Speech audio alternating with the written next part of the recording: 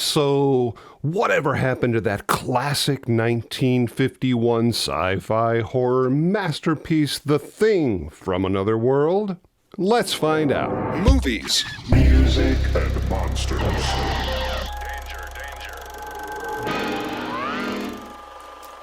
Hey guys, Dan Monroe here, talking about movies, music, and monsters. Oh man, The Thing from Another World. I very distinctly remember watching this film as a kid, broadcasting somewhere out of New York City, I think, late on a Friday night with my 9-year-old eyes horrifyingly glued to this tiny 12-inch black and white TV screen, hoping that the wind didn't blow the aerial up on the roof in a weird direction so I didn't lose the picture.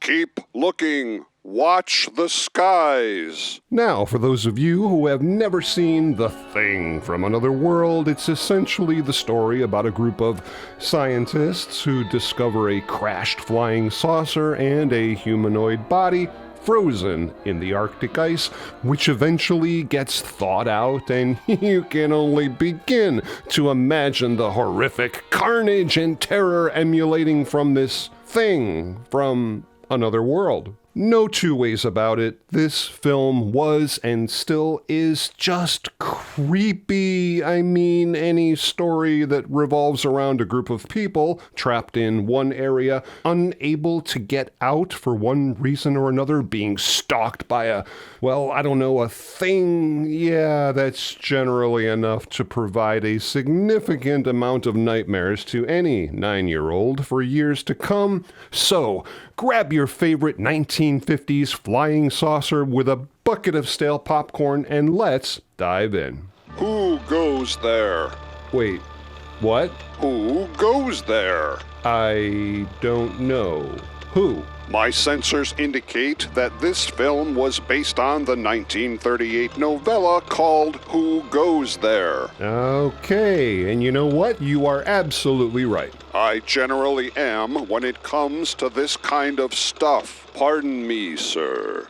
Stuff? This film was indeed inspired by a novella called Who Goes There? A novella being a short story that's shorter than a novel, but longer than a short story, which was first published in 1938 by author John W. Campbell in an issue of Astounding Science Fiction magazine, and pretty much follows the exact same storyline as John Carpenter's 1982 remake, The Thing, but surprisingly not really this 1951 version. Well, sort of, but we'll get to that. However, after doing a bit of a deep dive on this film, I learned that there is a possibility that the origins of the Who Goes There story came even earlier with an H.P. Lovecraft story called At the Mountains of Madness, published 2 years earlier in 1936. Howard Hawks purchased the rights to the Who Goes There story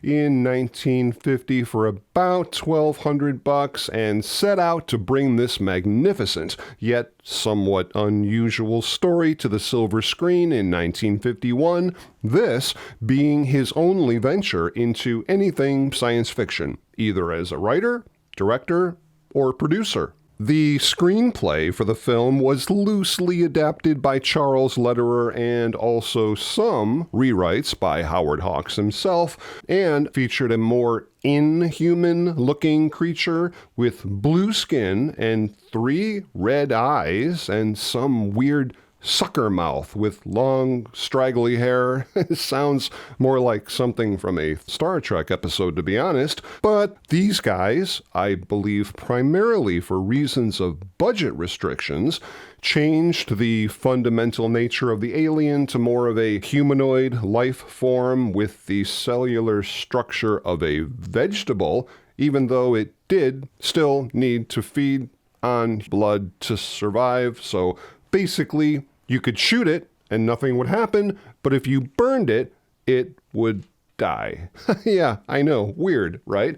But this was classic science fiction in the 1950s. Some of the film was shot in Glacier National Park, located in northwestern Montana, with interior Hollywood sets being built at a Los Angeles ice storage plant. Now, this is really bizarre, and I never really knew this, but originally the movie was just going to be called The Thing. But apparently there was a popular song out at the time also called The Thing, so to avoid any confusion, Howard Hawks added From Another World to the title to avoid any confusion with the movie-going public. Hey, honey, there's a movie out called The Thing. I wonder if it's based on that there song we love so much on the radio. Interesting. Howard Hawks went so far as to ask the United States Air Force for assistance in making this movie,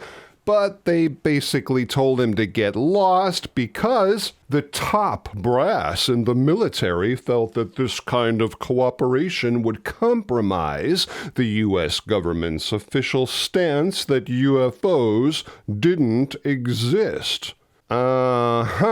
You know, living in upstate New York, there's one thing we get a lot of. Just like the guys in the movie, cold weather and snow, like by the footloads, and I can only imagine how difficult it would be to not only stay warm, but also healthy.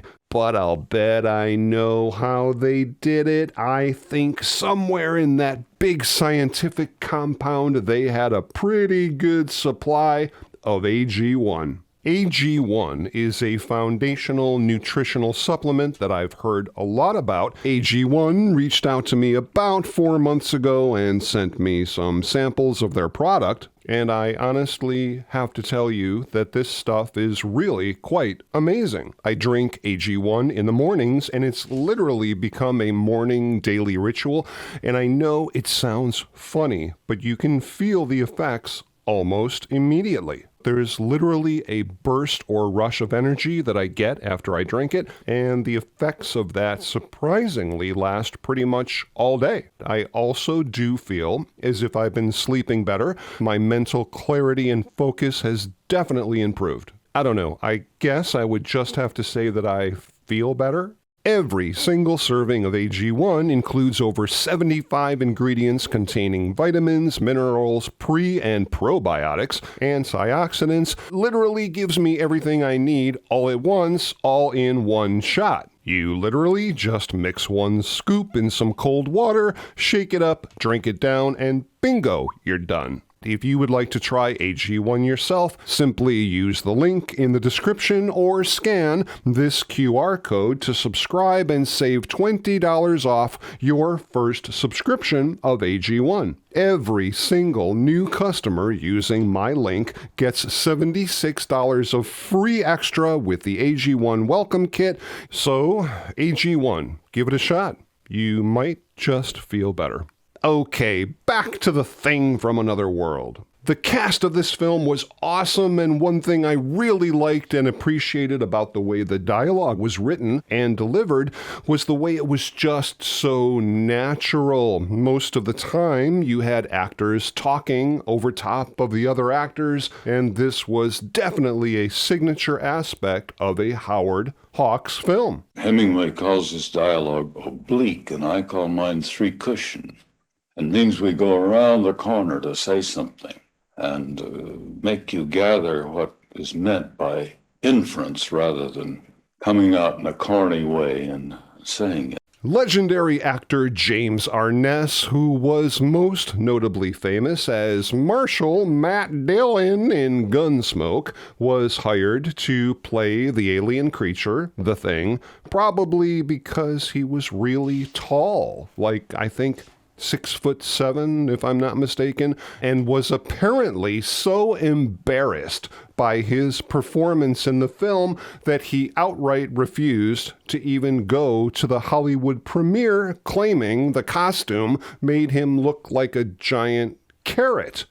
Maybe that's where Lost in Space got the idea, but that's okay, James. You were an awesome U.S. Marshal. James Arness was the very first actor hired and received considerable advance publicity, receiving around $750 per week with a 4-week guarantee. Not too shabby for a quick acting job back in 1951. According to makeup artist Lee Greenway, after nearly 5 months and 18 sculptures of the creature makeup, they finally decided on that very recognizable Franken-style headpiece for the actor, which, really gave it a Frankensteinish kind of look.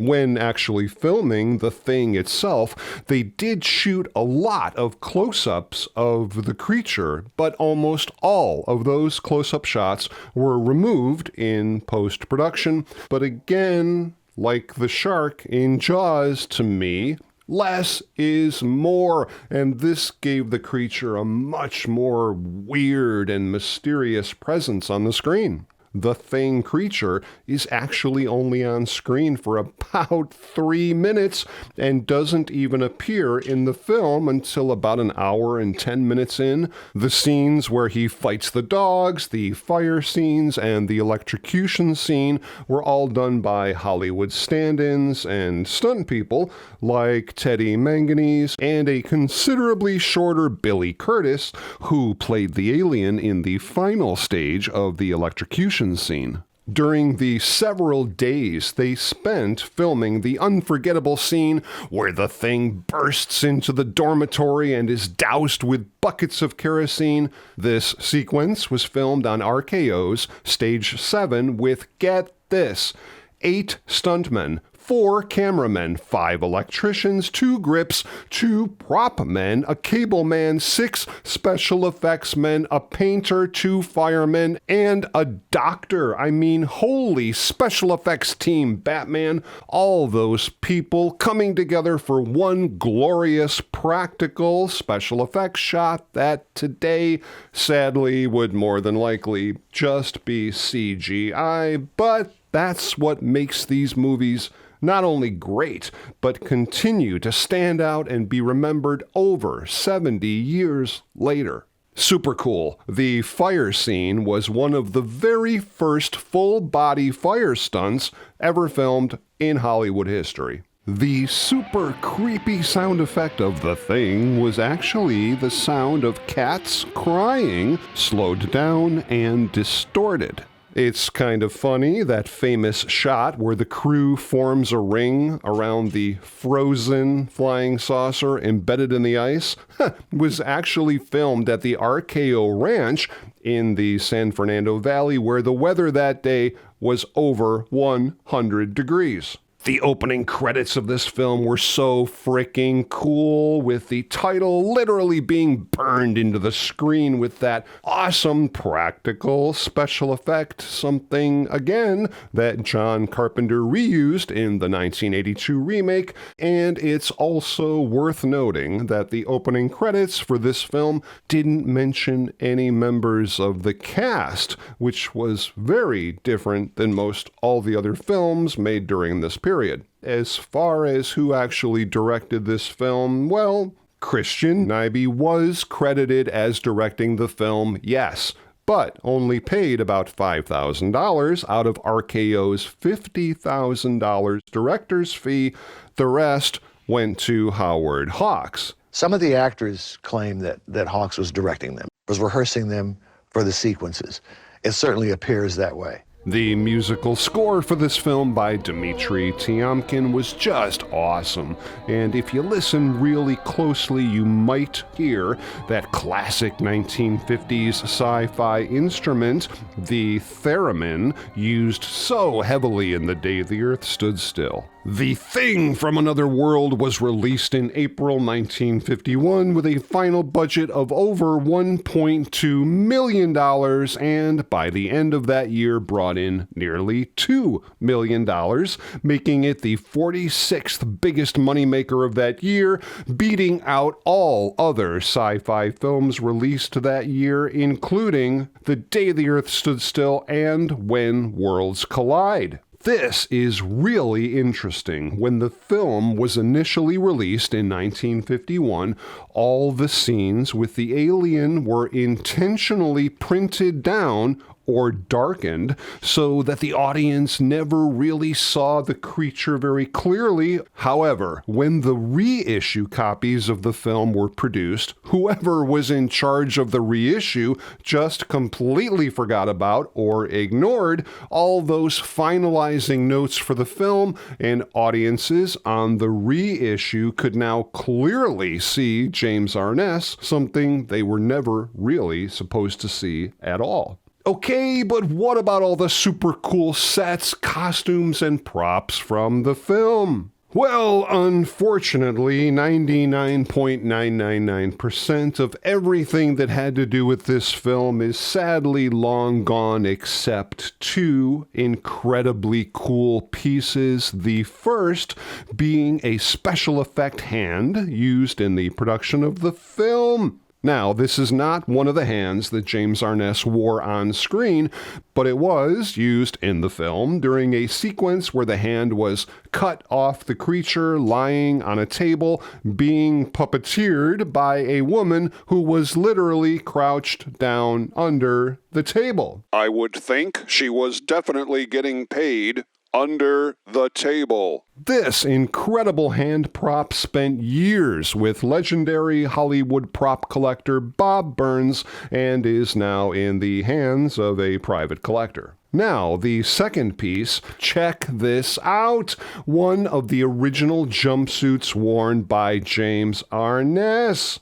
Now, this particular outfit was not actually screen used, but it was used for all of the incredible promotional photos that were used to promote the film. This incredible piece currently resides with our friends over at Block 4 Studios, where they will be masterfully and meticulously building a life-size Thing statue that this incredible piece of cinematic history will eventually be a part of. The Thing from Another World was released on VHS and Betamax in 1999 and early 2000s, multiple DVD issues in the mid-2000s, a gorgeous high-definition Blu-ray release in 2018, and we're all keeping our fingers crossed for an eventual 4K release in the near future, so stay tuned for that. Now, as far as the dreaded remakes and God help us reimaginings, the 1982 John Carpenter masterpiece simply titled The Thing, probably one of my all-time favorite horror sci-fi films. This updated version has some of the greatest practical special effects, with the alien having the ability to shapeshift into other life forms. Then in 2011, there was, I guess you'd call it a prequel attempt, again simply called The Thing, heavily relying on CGI rather than practical effects, but I'm not going to put it down because I'm sure a lot of people did like this film. Let's just say it's not something I pull off the shelf on a regular basis. The Thing from Another World was not only a groundbreaking piece of cinematic sci-fi history with its unique blend of practical special effects and horror-themed storytelling, but also comfortably finds its place in the very long list of incredible 1950s sci-fi flicks like The Day the Earth Stood Still, Forbidden Planet, Invasion of the Body Snatchers, It Came from Outer Space, This Island Earth, The Angry Red Planet, Plan 9 from Outer Space, Tobor the Great, and so many more. We could be here all day, but that, my friends, is the topic of another video.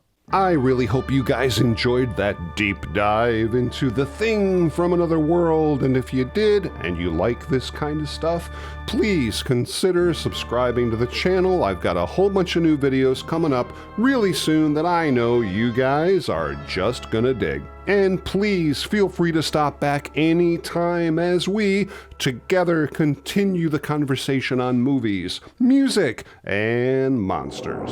Movies, music, and monsters.